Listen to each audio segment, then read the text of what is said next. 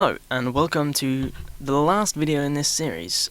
I was going to do a video on mixing and mastering, but, you know, I've already been through the mixer, every single channel, and talked about all the EQs that are in there, and that's basically the mixing. That's the extent of my mixing. I've not talked about sidechaining, that's what I'm going to talk about in this video. And mastering, I have no idea what I'm doing. I literally just cranked up all the knobs that had cool names. That's pretty much the extent of my mastering. I am not the place to come to learn about mastering, so I'm not going to do a tutorial on it, because I know nothing about what I'm doing. In any case, this video is on the drums, or on the percussion. So I'll start with this. Couldn't be simpler. First thing I want to say about the drums is, who needs skill when you have samples? I have never really tried to synthesize my own drums before. I think it's definitely something I should learn, but I basically just used a kick and a snare from Diamond Eyes in the Disciple 2014 pack they released at Christmas, from a lot of samples from all their artists. So go Google for that sample pack if you want this exact kick and snare. Hat from Vengeance, where else? As for effects on the kick, simple as hell, just EQ, cut out the mids and boost everything else. And Maximus, because the highs lasted a bit long and the lows not long enough. Just to sort of sculpt it a bit. So nothing super special. As for hats, that's pretty much the same thing, just EQ, bit of compression, bit of reverb. Ditto for the snare. I boosted the... is it the fundamental? When there's no apparent pitch? The transient? Whatever. There's a very prominent harmonic here, so I boosted it. Brought down this part a bit, this part up a bit. You've got eyes, you can see. But other than that, nothing really fancy went on in the drums and the effects. Mainly, what I want to talk about is a bit of fanciness with the hats somewhere here. Well, what I did here was, they were originally just like this. They're just two short hats with a bit of reverb on, one panned left, one panned right, so they sort of bounce from ear to ear. Makes it really easy to hear them. Even though they're really quiet, you can hear them pretty well in the song, because they're panning hard left and hard right. But then I decided it was a bit empty, needed a bit more high frequencies going on, assaulting your ears, so open hi-hats and rides it is. And all the cymbals, all the hats, are all going into the same channel in the mixer, same insert, more correctly. But yeah, that really does it for the hats, that does it for the kick, and for the snare. And everything else is pretty much just made out of those kicks, snares, hats. There's a fill somewhere, here.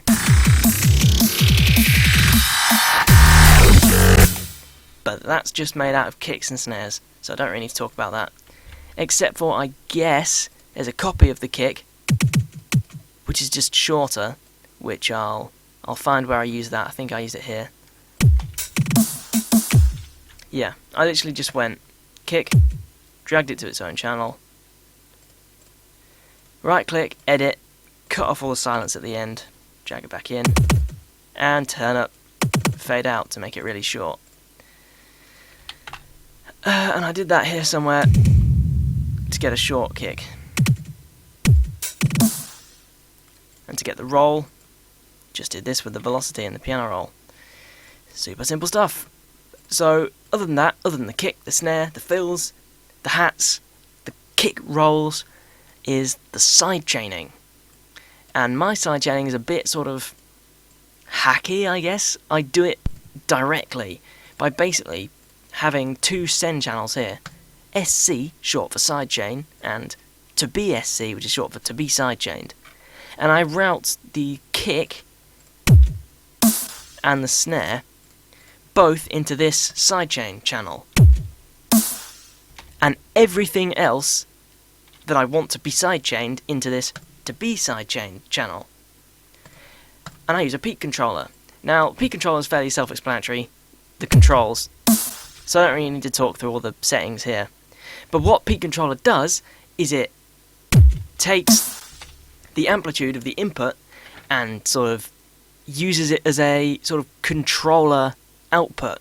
So you can link parameters to MIDI controllers, you can link them to automation clips, and you can also link them to the output of this peak controller. And what I did is I went to be sidechained, right-clicked the volume and went link to controller, and linked it to the peak of the peak controller. And let's get rid of this. And it does this. So each time a kick or a snare hits, the volume of the to be sidechain channel goes up as the peak goes up. Unfortunately, that's not what you want. You want it to go down as the peak goes up. But as luck would have it, you can change formulas in this mapping window. So to make it go the other way, you can type minus input, so it's inverted. Except you can't, because there's a problem with that. By default, this line is just, a one-to-one gradient like this, and if you paid any attention in GCSE maths with transforming graphs, you'll know that minus input, or y equals minus x, is like this. So it doesn't actually, the line is here, it doesn't actually go on the graph the way we can see it. So we need to move it up by 100%. So we do plus 100%. And now we've got our inverted line.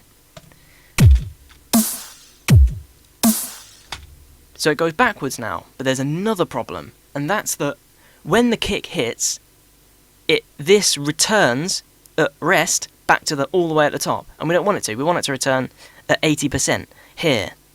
So to fix that, we surround this whole thing in brackets and times it by 0.8. And now we're sidechaining. And so that in practice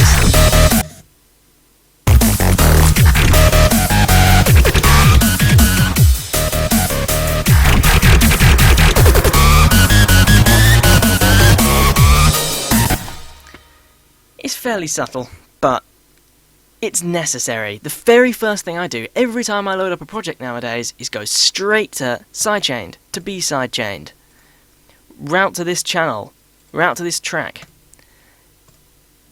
route to this track, and then link to controller. That's the first thing I do, get some sidechaining going. And another thing that's important is to uncheck mute here, because with this on,